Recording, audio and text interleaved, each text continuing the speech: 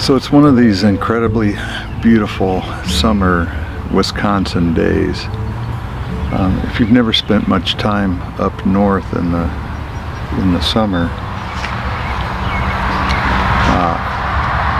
it's really fantastic. Very comfortable. I'm wearing long sleeves today and shorts. But everything happens quickly in the summertime.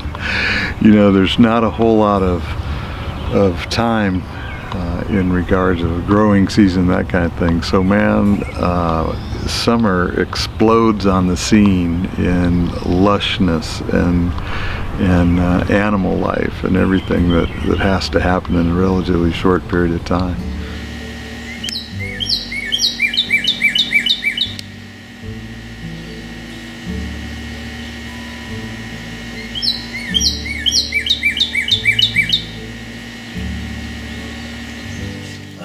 Don't get it, don't get it. Be careful. It's a whitetail. It's got a little long tail. Oh, right under, oh please, oh please.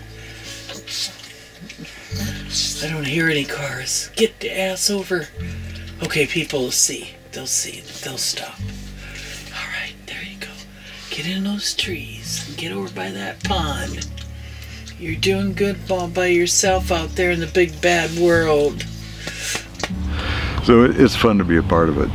But after my freight hop over to St. Paul a couple weeks ago, as luck would have it, I had to go back for a meeting, so I drove the same route. And a couple of things, you know, I checked out some of the infrastructure that I went across. Lots of drawbridges on the Mississippi, and it turns out the one that I got off on in Hastings, Minnesota is you know, somewhat historic. It's a I forget what they call it, but anyway, it's a type of drawbridge that goes straight up. And I didn't know it, but that thing, in fact, both the bridges I went across on the Mississippi on the train, they're manned 24 hours a day during shipping season. And shipping season runs about 9 months of the year. But what kind of dawned on me about the whole area, it's really beautiful. Where the Mississippi flows, the valley where it's cut through the limestone bluffs and that kind of thing, it's just gorgeous. And then there's places where the Mississippi's so wide it's actually considered a lake. Lake Pepin is an example. And so there's towns along there and harbors with boats and sailboats. But of course the big thing about the Mississippi is that for hundreds of years it's been used for navigation. And they have locks and dams that have been in place for almost 90 years. And the Army Corps of Engineers runs those things, and it was quite an education. I stopped by Lock and Dam number 8, just right outside of La Crosse, and it didn't have any tugs going through, so I didn't get to see it actually in operation, but a guy named Doyle, as you'll see, explained a lot about the locks and how they work. I thought there was pumping involved, but there isn't. It's all done by the natural flow. So you know how this works? Well, a little bit. I mean, you have it full when they're coming in this way, and then you lower them down, right? You know how that water gets here? Well, it's all by gravity. From that, but what about the other way? Don't you have to pump it full? Gravity. All gravity. Oh yeah. Over there. See that right there? Yeah. It's on the far side of the dam called Gainer Culture Center, which is below the water. There's 30 things that come over from that culvert underwater that attaches to the chamber. And that's what. So and there's the intake and there's the exhaust port outside the locks, right? Oh, gotcha. So I want to fill it. I lift the gates closed here. I close these valves.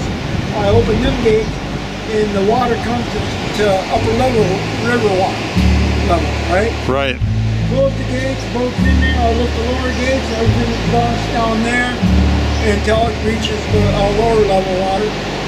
and then I open the gates. Let them out. Wow, cool. So yeah, I never thought about There's that. some leakage right now. Uh-huh. There's always some leakage. It's not you can't seal it really tight, but there's always leakage on sealing that. So them valves, I got to open at 25%, so it always stays at lower level. When I get ready to, depends on if I'm taking boats in or from heading northbound or southbound, I'll close them valves. Either let them in or I'll close the valve, throw it up, and let them in south. Gotcha, gotcha. Yeah, I never thought about it being just gravity. I thought there was pumping going on, It's all you know. gravity. Oh, cool. Well, that's a lot more efficient. It's all done by the natural flow of the water.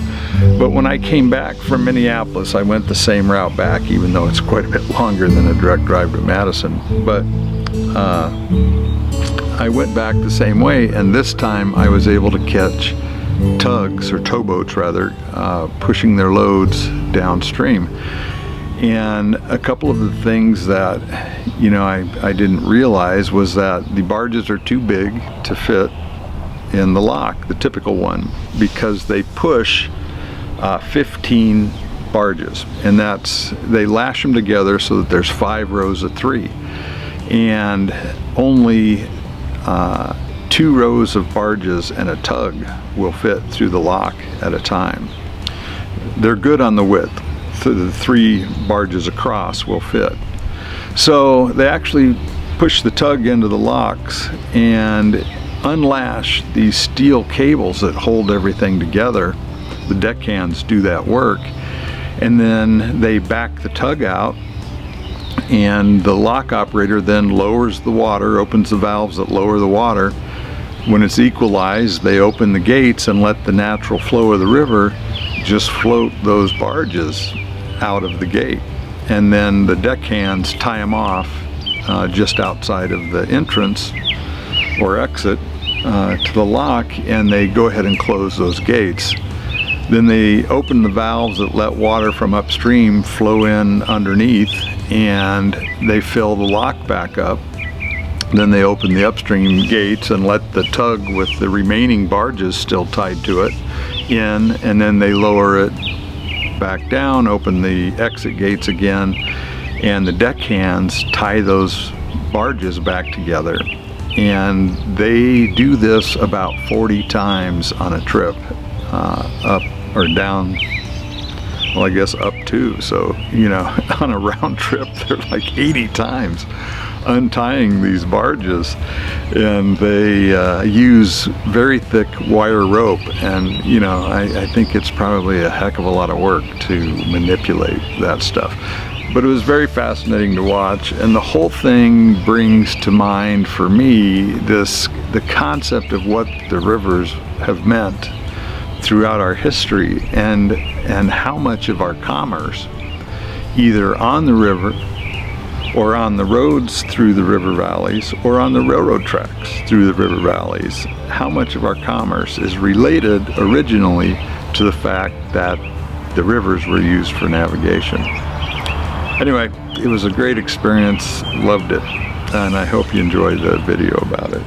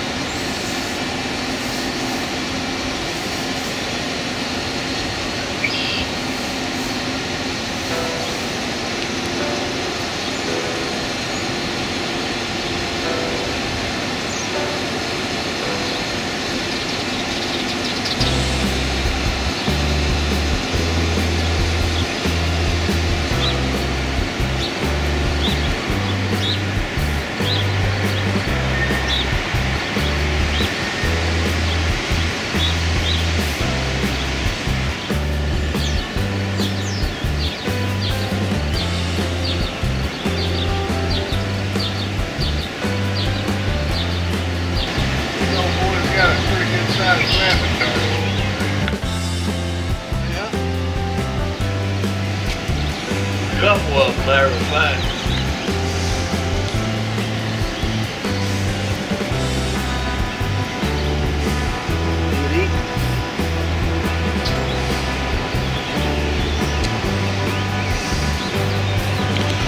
Yeah, just so it doesn't get a hold of you first, right? Yeah. After that. So this one drafts a little lower. Is it just got more in it, or is it just the way it's built? Yeah, it's got more in it.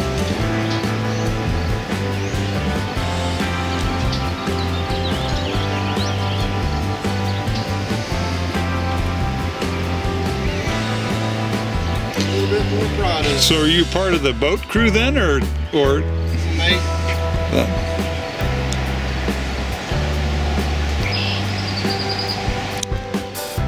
I didn't know if the Army Corps of Engineers put somebody on to do that or not. I guess it's up to you then, huh? How long does it take you to make the trip? It took us 2 weeks to get up St. Louis to on up here.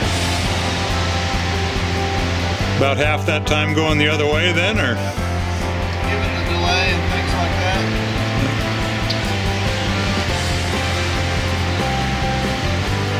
So you use that, do you have like an electric winch then that you use to tie them back together, or do you have to do it by hand? All by hand. Wow. With wire and all manpower. You earn your money every time you go through. What's that?